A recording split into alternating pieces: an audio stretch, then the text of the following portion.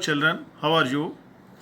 I am Khalid Mahmood, a teacher, UPS Haridal. Today we have selected a chapter of your class 8th, that is the fundamental rights. Fundamental right. We have to understand that what are fundamental and what are rights. Before going exactly to the topic, we need to understand that what are rights.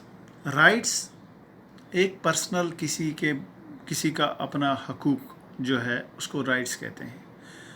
अगर हम इसको define करेंगे तो in general term right जो है refers to those condition of the social life without which no man can seek to be himself at his best.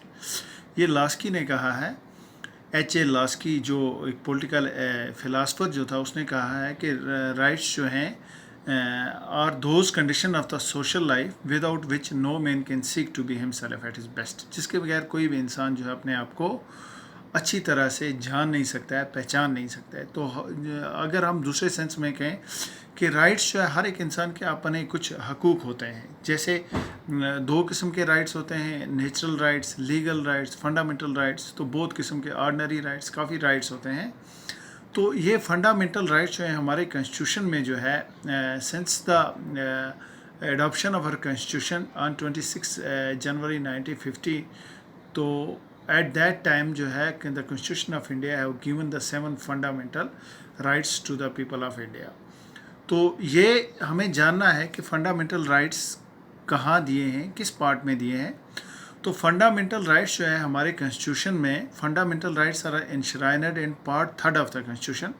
हमारे constitution में आज 25 पार्ट्स हैं. कितने टोटल? 25 पार्ट्स.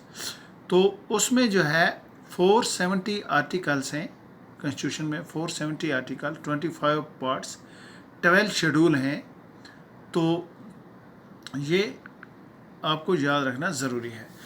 और फंडामेंटल राइट्स को किस पार्ट में रखा गया है? Part 3 of the constitution. अगर हमसे ये क्वेश्चन कोई पूछा जाए कि फंडामेंटल राइट्स किस पार्ट में दिए गए हैं, तो आपको आंसर इसका क्या है? Part 3 of the constitution. Fundamental rights have been enumerated in part 3 of the constitution and from article 12 to 35. Article 12 से लेकर 35 तक जो है इसको कॉन्स्टिट्यूशन में जगह दी गई है. तो fundamental rights are enshrined in part 3 of the constitution from article 12 to 35. In this regard, the framer of the Constitution derived inspiration from the Constitution of USA. तो फंडामेंटल राइट इंडिया ने कहाँ से drive किया है, कहाँ से बारो किया है? आपको पता है कि इंडियन कॉन्स्टिट्यूशन जो है is the lengthiest borrowed constitution in the world. दुनिया में सबसे लंबा भी है और सबसे ज़्यादा बारोड कॉन्स्टिट्यूशन जो है, क्योंकि इंडिया ने जगह जगह से, बरतान से जिस तरह पार्लियामेंट का कंसेप्ट लाया है, USA से फंडामेंटल राइट लाया है, इंडिपेंडेंस जुडिशरी लाया है, इस तरह जितने भी कॉन्स्टिट्यूशन के मेन प्रोविज़न जो हैं ये इंडिया ने बाहर मुल्कों को देखकर, बाहर जितनी भी कंट्री हैं, डेमोक्रेटिक कंट्रीज जो है, उनसे जो इनको मतलब अच्छे प्रोविज़न लगे तो इंडिया ने वो अडॉप्ट किए हुए हैं. तो इंडिया ने फंडामेंटल राइट जो है कहाँ से? USA से बारो किया हुआ है. तो USA में दैट इज़ वहाँ पे एक बिल ऑफ राइट्स होता है. तो वहाँ से बिल ऑफ राइट्स में इंडिया ने फंडामेंटल राइट्स को बारो किया है.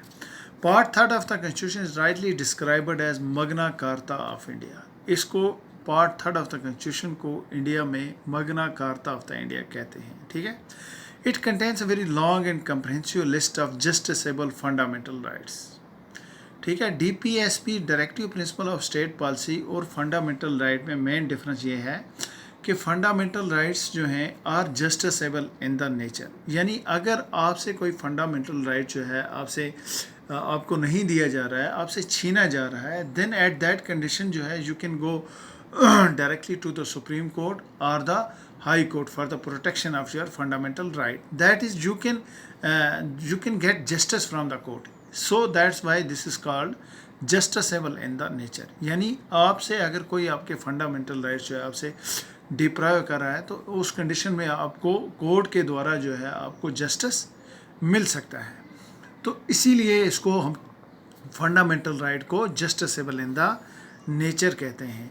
और DPSP जो है that is non justiciable in the nature, यानी अगर आपका कोई directive principle of state policy जो है जो आर्टिकल 36 से लेकर 51 तक जो है दिया हुआ है वो नॉन जस्टिसेबल इन नेचर है, यानी जो DPSP जो है directive principle of state policy जो है ये 36 to 51 है, ये क्या है नॉन जस्टिसेबल, यानी अगर आपको कोई DPSP जो है आपको नहीं मिल रहा है तो आप उस कंडीशन में किसी भी कोर्ट में नहीं जा सकते हैं कि हमें ये जो है हमारा वायलेशन हो रही है, हमें हम इसको प्रोक्योर नहीं कर सकते हैं, तो नॉन जस्टिसेबल इन नेचर है। ठीक है, फंडामेंटल राइट जो है जस्टिसेबल इन द नेचर है। Okay, in fact the fundamental right in our constitution are more elaborate than those found in the constitution of any other country in the world like USA।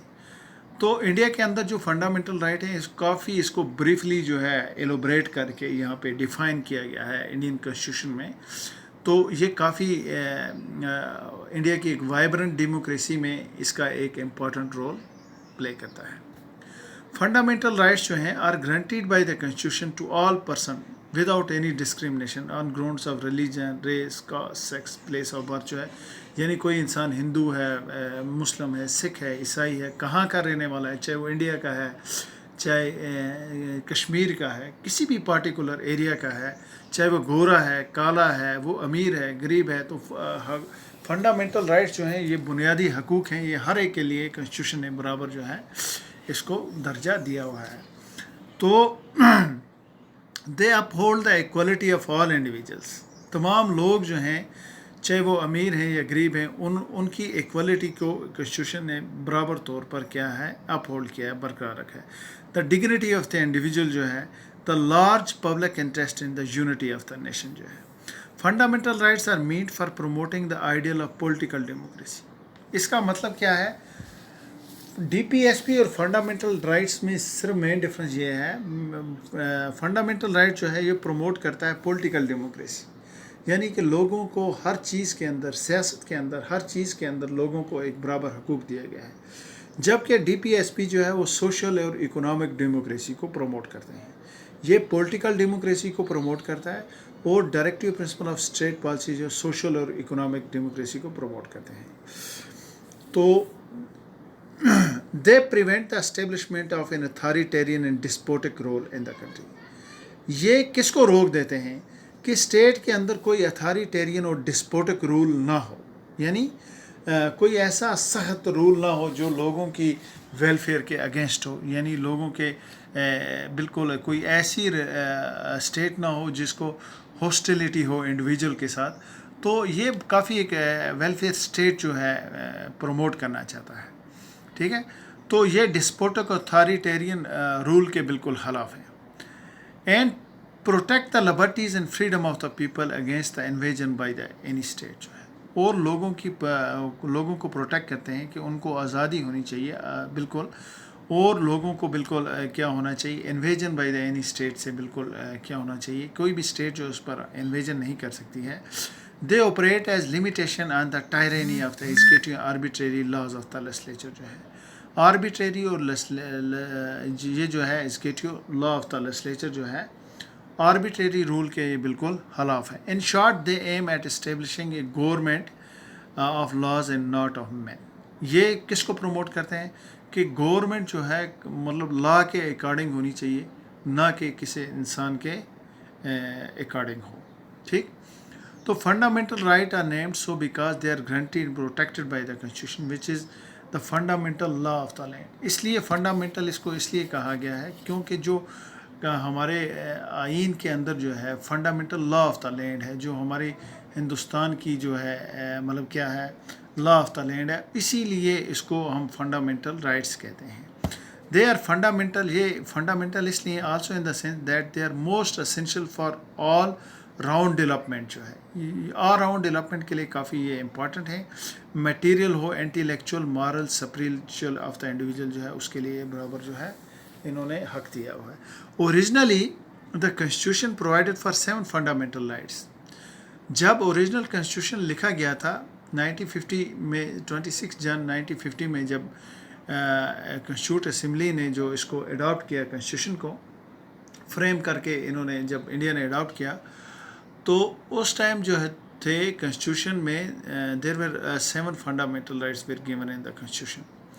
तो उसके बाद 44th amendment act 1978 में right to property was deleted from the fundamental rights and made him a legal right under article 300A। Right to property जो था उसको delete कर दिया था 44th अमेंडमेंट एक्ट 1978 में। तो उसको क्या बना दिया, लीगल राइट जो था उसको बना दिया under article 300A in part 12 of the constitution जो है। So at present there are only 6 fundamental rights. आज सिर्फ 6 फंडामेंटल राइट्स हैं। आप देख सकते हैं जैसे the fundamental rights in India, fundamental rights right to equality जो है, जो आर्टिकल 14 से लेकर आर्टिकल 18 तक है, राइट टू इक्वलिटी है ना, right to freedom, right against exploitation, right to freedom of religion, cultural and educational right and right to constitutional remedies. आज प्रेजेंट जो है इंडिया में 6 फंडामेंटल राइट्स हैं। Right to equality, right to freedom, right against exploitation, right to freedom of the religion, cultural and educational right और right to constitutional remedies. ठीक है, ये article 12 से स्टार्ट होते हैं, आर्टिकल 35 तक जो है इसको पार्ट 3 ऑफ द कॉन्स्टिट्यूशन में इनोमरेट किया गया है। तो as of now there are only 6 fundamental rights in the constitution. The 6 fundamental rights in the constitution जो है ये दिए गए हैं, right to equality, right to freedom, right against exploitation, right to freedom of religion, cultural and educational right, right to constitutional remedies.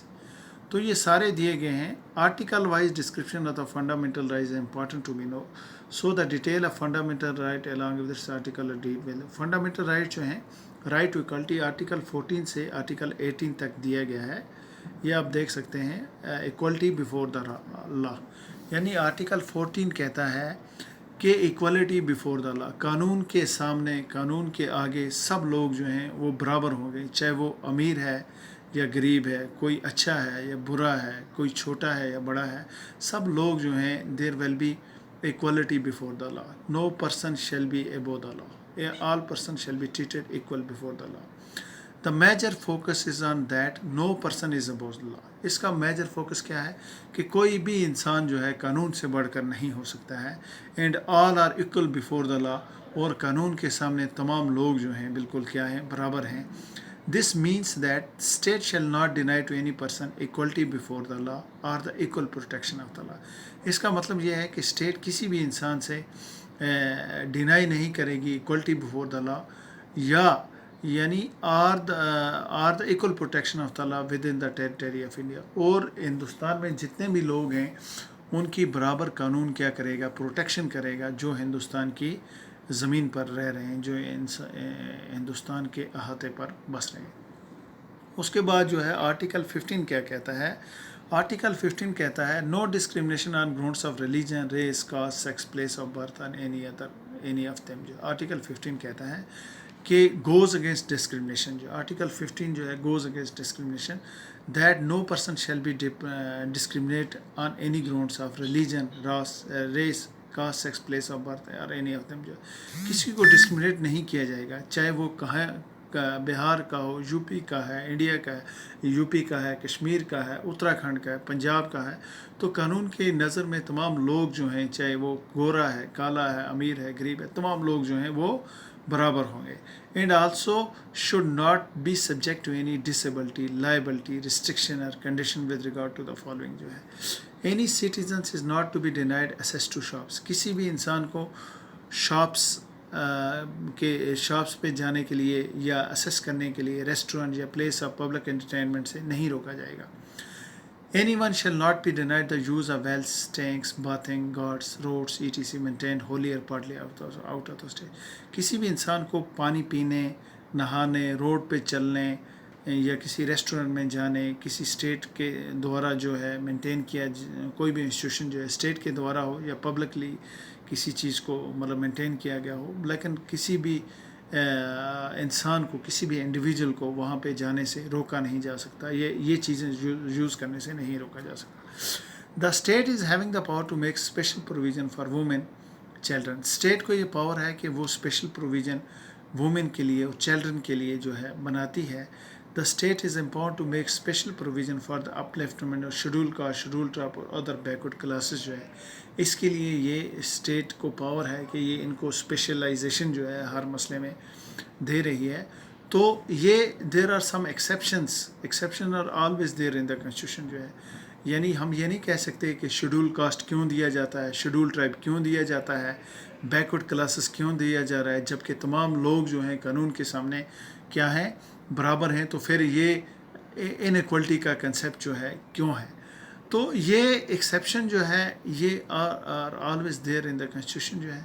ये actually जो depressed classes जो हैं उनको अपलिफ्टमेंट करने के लिए, उनको उनके हकूक़ देने के लिए, तो गवर्नमेंट के द्वारा ये जो है टाइमली गवर्नमेंट इस पे एक फार्मूलेट करती है पॉलिसी, एक प्लान बनाती है ताकि दबे हुए लोग, डिप्रेस्ड क्लासेस जो हैं, ओप्रेस्ड क्लासेस, उनको थोड़ा बूस्ट किया जाए, उनको अपलिफ्ट किया जाए.